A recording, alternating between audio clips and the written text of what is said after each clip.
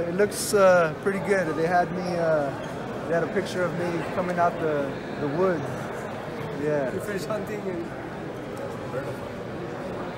Keith Thurman said that he doesn't get enough credit for being an outstanding boxer. He called himself an outstanding boxer. Do you think, how would you rate his boxing skills? And part two to that question is, how are you going to convince yourself not to stand in the middle of the ring and do what you typically do? You know, I think overall, I wouldn't necessarily rate his boxing skills specifically, but overall, he's a good fighter. He's a good boxer. He moves good. He can punch. But I think I'm also a good fighter, and I've gotten better throughout the last couple of years. So, you know, I think those that haven't really stayed in touch with my last fights will be in for a surprise. No one doubts you're a good fighter by any means, but some may say, I'm just being devil's advocate for the audience.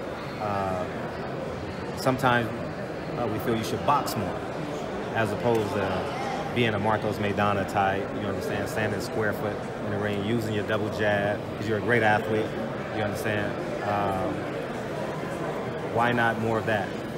You know, especially in those money rounds when you know he wants to slug with you and you're actually a more talented boxer. Okay, in previous fights, I had a different trainer. These past 3 fights, I'm with Robert Garcia, and if you've seen any of my last 3 fights, I've watched them all. It's intelligence over banging. You know, I pick my spots. I'm a lot smarter in the ring. I've improved overall in my boxing game. I'm a better fighter.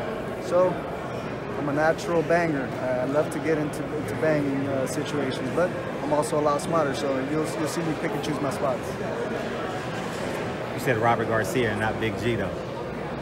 Yeah, Robert Garcia is basically my chief second. Big G, he's there in the gym, but he doesn't really work anyone's corner, and I feel special that he's out here today because he's only with Mikey Garcia, man. And you know, it's really an honor to have Big G in my corner.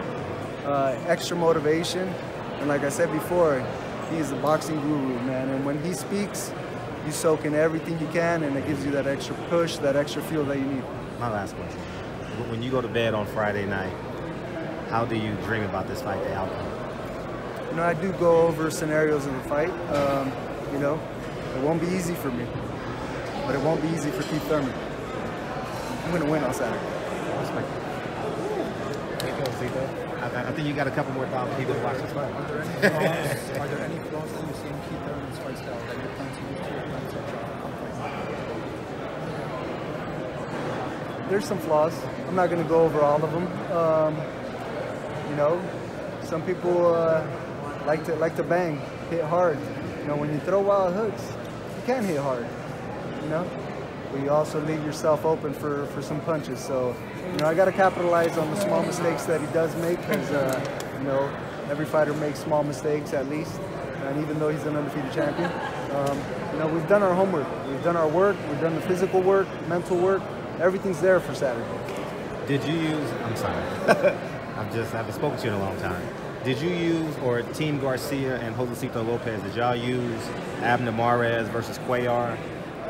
Because I thought, and I told Robert Garcia myself personally after that fight, I said that was between the Maidana, Floyd, and that, I think those are some masterful game plans. Was that idea like the boogeyman, come forward strong? You say you got the strong left hook, but it's wide, but everyone picked Cuellar to win that fight, but Abner was the better boxer, ended up knocking him down in the 11th or 12th round and getting a unanimous decision, I believe, or stopping him. Yeah, going back to that fight, Abner Mares executed that game plan perfectly. You know, we have our own game plan. You know, I'm not going to go over it, but we prepared. We did the work. That's where it comes off. You know, some fighters can say they're going to do this and do that in the ring, but if you didn't prepare for it, it'll show.